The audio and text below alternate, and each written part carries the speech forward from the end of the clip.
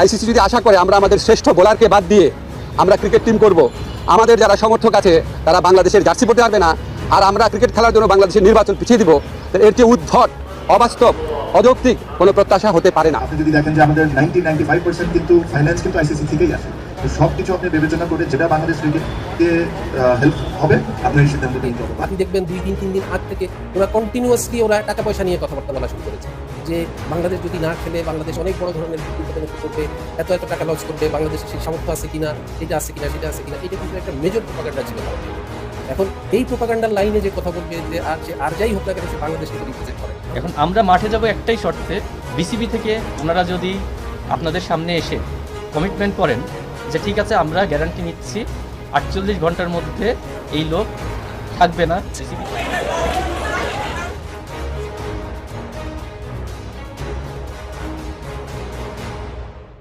আজ আমরা আলোচনা করব আন্তর্জাতিক ক্রিকেটের সাম্প্রতিক সবচেয়ে আলোচিত এক ইস্যু নিয়ে, বাংলাদেশ ক্রিকেট বোর্ড অর্থাৎ বিসিবি এবং আন্তর্জাতিক ক্রিকেট কাউন্সিল আইসিসির মধ্যকার চলমান দ্বন্দ্ব। কিভাবে এই ঘটনা শুরু, দিনে দিনে কি ঘটেছে এবং সবশেষে বিসিবি কী সিদ্ধান্ত নিয়েছে সবকিছুই জানাবো এই ভিডিওতে। ঘটনার সূত্রপাত হয় 2026 সালের 4 জানুয়ারি। সেদিন বাংলাদেশ ক্রিকেট বোর্ড আনুষ্ঠানিকভাবে আইসিসিকে একটি চিঠি পাঠায়। সেই চিঠিতে বিসিবি জানায় তারা আসন্ন টি-20 বিশ্বকাপে ভারতের মাটিতে ম্যাচ খেলতে রাজি নয়। কারণ হিসেবে বলা হয় বাংলাদেশের খেলোয়াড় ও সাপোর্ট স্টাফদের নিরাপত্তা নিয়ে তারা গুরুতর উদ্বেগে রয়েছে। বিসিবি প্রস্তাব দেয় ভারতের পরিবর্তে যদি শ্রীলঙ্কায় ম্যাচ আয়োজন করা যায় তাহলে তারা অংশগ্রহণ করতে পারে। এই চিঠি পাঠানোর পরপরই 7 জানুয়ারি আইসিসি তাদের প্রথম প্রতিক্রিয়া জানায়। আইসিসি স্পষ্টভাবে জানিয়ে দেয় তাদের নিজস্ব নিরাপত্তা মূল্যায়নে ভারতে কোনো বড় ধরনের ঝুঁকি পাওয়া যায়নি, তাই তারা ভেন্যু পরিবর্তনের প্রস্তাব সরাসরি প্রত্যাখ্যান করে। তবে আলোচনা চালিয়ে যাওয়ার আগ্রহ প্রকাশ করে আইসিসি। এরপর 8 থেকে 10 জানুয়ারির মধ্যে বিষয়টি গণমাধ্যমে ব্যাপকভাবে ছড়িয়ে পড়ে। ভারতীয় ও বাংলাদেশি মিডিয়ায় একের পর এক রিপোর্ট প্রকাশ হতে থাকে। অনেক প্রতিবেদনে বলা হয় আইসিসি বিসিবিকে চাপ দিচ্ছে যেন তারা সিদ্ধান্ত বদলায়। এই সময় রাজনৈতিক আবহাওয়া ও পরিস্থিতিকে আরও উত্তপ্ত করে তোলে, যার প্রভাব পড়ে ক্রিকেটের ওপর। 12 জানুয়ারি পরিস্থিতি আরও জটিল হয়ে ওঠে। আইসিসির নিরাপত্তা বিভাগের একটি চিঠি গণমাধ্যমে আলোচনার জন্ম দেয়। সেখানে বলা হয় বাংলাদেশি খেলোয়াড় বা সমর্থকদের উপস্থিতি কিছু জায়গায় বাড়তি নিরাপত্তা চ্যালেঞ্জ তৈরি করতে পারে। এই মন্তব্যকে অনেকেই অপমানজনক এবং পক্ষপাতদুষ্ট বলে আখ্যা দেয়। বাংলাদেশে এ নিয়ে তীব্র সমালোচনা শুরু হয়। এর ঠিক পরদিন 13 জানুয়ারি বিসিবি আবারও কঠোর অবস্থান নেয়। তারা আইসিসিকে দ্বিতীয়বারের মতো চিঠি পাঠায় এবং স্পষ্টভাবে জানিয়ে দেয় নিরাপত্তা নিশ্চিত না হলে তারা ভারতের মাটিতে খেলবে না। বোর্ড জানায় এটি শুধু ক্রিকেট নয়, জাতীয় মর্যাদার প্রশ্ন। এরপর দুই পক্ষের মধ্যে একটি ভিডিও কনফারেন্স বৈঠক অনুষ্ঠিত হয়।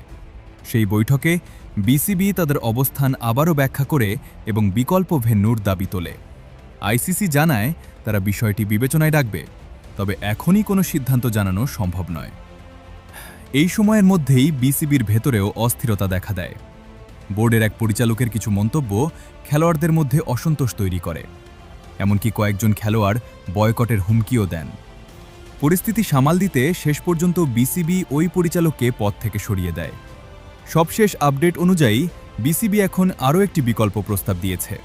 তারা বলেছে প্রয়োজনে যদি তাদের গ্রুপ পরিবর্তন করা হয় এবং ম্যাচগুলো শ্রীলঙ্কায় আয়োজন করা যায় তাহলে তারা বিশ্বকাপে অংশ নিতে প্রস্তুত। এই প্রস্তাব নিয়ে এখনও আইসিসির চূড়ান্ত সিদ্ধান্ত আসেনি, তবে আলোচনা চলছে। এই পুরো ঘটনার পেছনে মূল কারণ হিসেবে উঠে এসেছে নিরাপত্তা উদ্বেগ, কূটনৈতিক টানাপোড়েন এবং ক্রিকেটের বাইরের কিছু রাজনৈতিক বাস্তবতা। বিসিবি মনে করছে বর্তমান পরিস্থিতিতে ভারতের মাটিতে খেলা ঝুঁকিপূর্ণ এবং সম্মানহানিকর হতে পারে। অন্যদিকে আইসিসি বলছে তারা নিরপেক্ষভাবে পরিস্থিতি মূল্যায়ন করছে এবং এখনও বড় কোনো হুমকি দেখছে না। এই মুহূর্তে শেষ সিদ্ধান্ত অনুযায়ী বাংলাদেশ ক্রিকেট বোর্ড তাদের অবস্থান থেকে এখনও সরে আসেনি। আইসিসির সঙ্গে আলোচনা চলছে এবং সম্ভাব্য সমাধান হিসেবে গ্রুপ পরিবর্তন বা ভেন্যু বদলের বিষয়টি টেবিলে আছে, তবে চূড়ান্ত সিদ্ধান্ত এখনও আসেনি।